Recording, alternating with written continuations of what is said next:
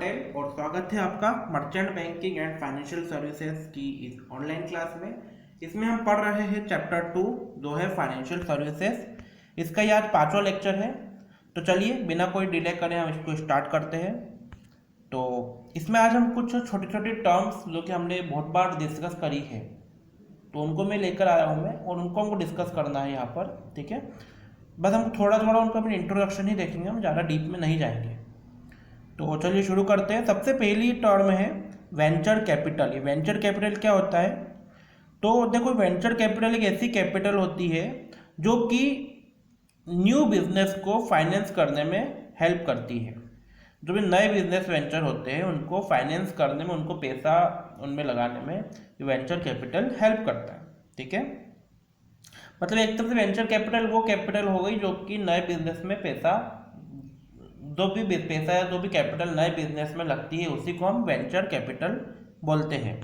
ठीक है, ये एक फाइनेंशियल सर्विसेज होती है ग्रोइंग कंपनीज के लिए। जो भी कंपनियां ग्रो हो रही है, छोटी छोटी कंपनियां, बहुत से लोग आपने देखा होगा स्टार्टअप की बात करते हैं, तो ये तो स्टार्टअप्स में जो पैसा लगता है उसी पैसे को हम वेंचर कैपिटल बोलते हैं। ठीक है, वेंचर कैपिटल में जो इन्वेस्टमेंट होता है वो बहुत ज़्यादा हाई रिस्क का होता है, और जो कैपिटल उसमें इन्वेस्ट करी जाती है वो बहुत लंबे समय के लिए करी जाती है। तो आई होप आपको वेंचर कैपिटल समझ में आया होगा। नॉर्मल सी बात है, अगर आपने कोई स्टार्टअप स्टार्ट करा है तो उसके लिए आपको पैसा चाहिए रहेगा, कैपिटल चाहिए रहेगी। तो आप क्या करोगे, आपको जो पैसा अगर कोई इन्वेस्टर आके इन्वेस्ट करता है आपके बिजनेस में है तो उसी पैसे को, उसी कैपिटल को हम वेंचर कैपिटल बोलेंगे। ठीक है, अब क्या है कि आपने नया बिजनेस स्टार्ट करा है, पता नहीं चलेगा कि नहीं चलेगा, क्योंकि छोटे सा बिजनेस है। ठीक है, बड़ा होगा कि नहीं होगा। अगर बड़ा होगा तो जिस इन्वेस्टर ने अगर मान लो 50 करोड़ भी अगर उसने इन्वेस्ट करा है तो कम से कम वो समझ लीजिए कि 5,000 करोड़ लेकर निकलेगा। पर अगर आपका बिजनेस फेल हो गया तो उसका 50 करोड़ पूरा डूब जाएगा। तो इसलिए बहुत ज़्यादा रिस्की वाला काम होता है, पर रिटर्न भी वैसा ही मिलता है इसमें। और अब ये ज़रूरी नहीं कि आपकी कंपनी 50 करोड़ से 5,000 करोड़ की एक साल में बनेगी या उसको 10 साल लग जाएंगे। तो मतलब कि उससे बहुत लंबे समय के लिए उसमें इन्वेस्ट करना पड़ेगा। दूसरे अगर टर्म की बात करें हम, तो दूसरी टर्म है हाउसिंग फाइनेंस। इसको भी हमने कई बार डिस्कस करा है, तो आज हाउसिंग फाइनेंस देख ही लेते हैं क्या होता है। तो देखो, हाउसिंग फाइनेंस का मतलब ये होता है कि वो पैसा जो कि घर बनाने के लिए या बिल्डिंग बनाने के लिए लोन लिया जाता है, ठीक है, लोन पर लिया जाता है, उसी पैसे को हम हाउसिंग फाइनेंस बोलते हैं। ठीक है, फाइनेंस का मतलब ये हो किसी कंपनी ने आपको लोन दिया है, फाइनेंस करा है आपको, ठीक है, हम ये बोलेंगे। अब क्या हुआ कि आरबीआई ने इस हाउसिंग फाइनेंस सही से चलते रहे, लोगों को लोन मिलता रहे, उसके लिए एक बैंक की स्थापना करी थी जिसका नाम था नेशनल हाउसिंग बैंक, या फिर इसे हम एनएचबी भी बोलते हैं। ठीक है, 1988 में इसकी स्थापना करी थी। ठीक है, इसमें क्या होता है कि ये जो फंड बेस्ड सर्विस थी इसने इंडियन फाइनेंशियल सिस्टम में 1988 में एंट्री मारी। क्यों मारी एंट्री, आपको पता ही, इसका ऑब्जेक्टिव समझ में आ गया हो आपको। इसका ऑब्जेक्टिव क्या था कि हाउसिंग जो कंस्ट्रक्शन वगैरह होते हैं उनको इजीली प्रॉपरली फाइनेंस मिल पाए और हाउसिंग का काम रुके नहीं, लोगों को भी इजीली लोन मिल पाए, बैंक उनको मना नहीं करे। ठीक है, और इसमें मेन वर्क कर रही है एचडीएफसी हाउसिंग फाइनेंस, मेन अभी काम कर रही है। एचडीएफसी का आप अगर फुल फॉर्म देखिए तो उसका फुल फॉर्म ही ये है कि housing development and financial corporation of India.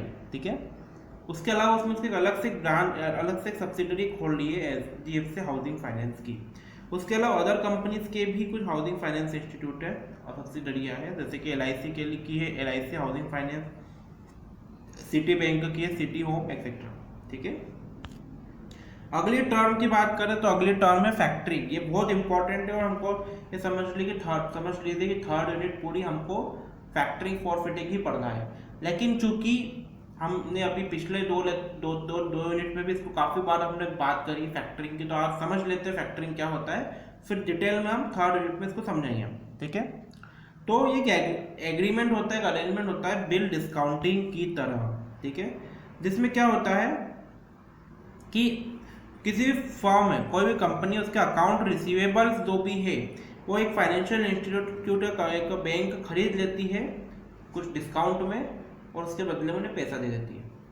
अब ये बिल रिसीवेबल क्या होते हैं, अकाउंट्स रिसीवेबल्स क्या होते हैं, तो उसको थोड़ा आप ऐसे समझिए कि मान लो आपने, आपका सामान है, आपकी कंपनी का सामान है, किसी को सेल करा है आपने, आप उसको सेल करा, उसको उधार पे करा, उसको आपने टाइम दिया है कि आप भाई सर आप हमको 3 महीने के अंदर या 2 महीने के अंदर हमको हमारा पैसा रिटर्न कर दीजिएगा। पर क्या हुआ वो, पर क्या हुआ कि वो 2-3 महीने के लिए आपका पैसा अटक गया। अब वो पैसा आपका रुका हुआ है, आप उसको उसका कोई यूज़ नहीं कर सकते हो, ठीक है। क्यों? क्योंकि वो पैसा तो उसके पास में रुका हुआ है, तो आपको नए पैसे की जरूरत पड़ेगी अपनी वर्किंग कैपिटल को करने के लिए, क्योंकि आपको तो नया प्रोडक्शन करना है वापस से। तो क्या होगा कि आप बैंक, आप क्या करोगे कि वो जिसको भी आपने उधारी पर सामान दिया है उससे आप एक बिल ले लोगे, उससे आपके उसके सेल साइन करवा के कि मैं आपको इतने पैसे अदा करूँगा इतने 3 महीने बाद, ठीक है। तो उससे क्या होगा, उसकी तो आपने एक लीगल पेपर पे उसका लिखवा लिया है, जिससे कि कोई भी कोर्ट में मान्य है कि हाँ ये व्यक्ति इनको पैसे रिटर्न करेगा। अब क्या होगा, वो तो पेपर है, उसको लेकर मैं जाऊंगा किसी भी बैंक के पास में और बोलूँगा कि मेरे पास मेरा प्रूफ है, मुझे 3 महीने बाद पैसा मिलने वाला है, तो ये आप मुझसे खरीद लीजिए, आज मुझसे ले लीजिए, थोड़ा डिस्काउंट, मान लो कि 100 रुपये की चीज़ है तो आप 98 रुपीज़ या 97 रुपीज़ मुझे दे दीजिए और ये आप रख लीजिए। 3 महीने बाद जब भी ये व्यक्ति पैसा आपको देगा तो आपका पैसा क्लियर हो जाएगा, जो ब्याज वगैरह वो काट लीजिए आप। तो क्या होगा कि बैंक वो बिल को रख लेगी और उसके बदले में मुझे पैसा दे देगी, फ्रेश कैपिटल दे देगी, तो उससे मैं मेरा प्रोडक्शन वापस से शुरू कर पाऊंगा मैं। इसी चीज़ को हम बोलते हैं फैक्टरिंग, ठीक है। इस चीज़ को हम क्या बोलते हैं, फैक्टरिंग बोलते हैं। बेसिकली क्या हुआ इसके अंदर, 3 लोग हुए इसके अंदर, एक जिसने ये सामान खरीदा है, एक जिसने सामान बेचा है, और एक हुआ बैंक या फिर कोई भी फाइनेंशियल इंस्टीट्यूट। सामान बेचा गया है किस पे, उधारी पे, ठीक है। सामान बेचा है उधारी पे, उसके बदले में मुझे एक बिल मिला है, बिल या एक कागज का टुकड़ा समझ लीजिए, सील साइन करा हुआ। वो बिल को लेकर जिसने भी बेचा है, वो बिल को लेकर वो बैंक के पास जाएगा, फाइनेंशियल इंस्टीट्यूट के पास जाएगा, वहां पर वो बिल उनको दे देगा, उसके बदले में कैश ले लेगा। 3 महीने बाद में बैंक उससे पैसा वसूल लेगा। तो ये होता है फैक्टरिंग, ठीक है। अब अगला टॉपिक आता है फोरफिटिंग। अब देखो फैक्टरिंग और फोरफिटिंग दोनों ऑलमोस्ट सेम होते हैं, पर एक छोटा सा डिफरेंस होता है कि इसमें जो है इंटरनेशनल ट्रेडिंग आ जाती है। अब फैक्टरिंग में क्या हो रहा था कि हम लोकल ट्रेडर्स की बात कर रहे थे, वो ट्रेडर्स भी इंडिया का था, ठीक है, वो ट्रेडर्स किसका था, इंडियन था ट्रेडर्स।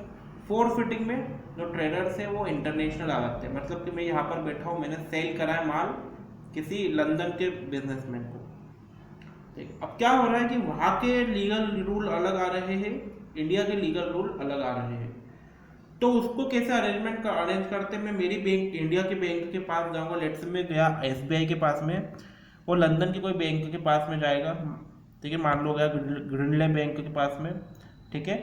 और फिर मैं यहाँ पर SBI से बात करूँगा, वो ग्रीनले बैंक से बात करेगा, और फिर SBI और ग्रीनले बैंक मिलकर दोनों बैंक के एक दूसरे से कांटेक्ट करेगी और फिर इन दोनों के बीच में डील हुई। मतलब कि यहाँ पर 4 प्लेयर आ गए हैं। कौन कौन आ गए हैं, बायर, सेलर, दूसरा इंडियन बैंक और चौथा फॉरेनर बैंक, ठीक है। ये 4 प्लेयर मिलकर फोरफिटिंग का काम करते हैं।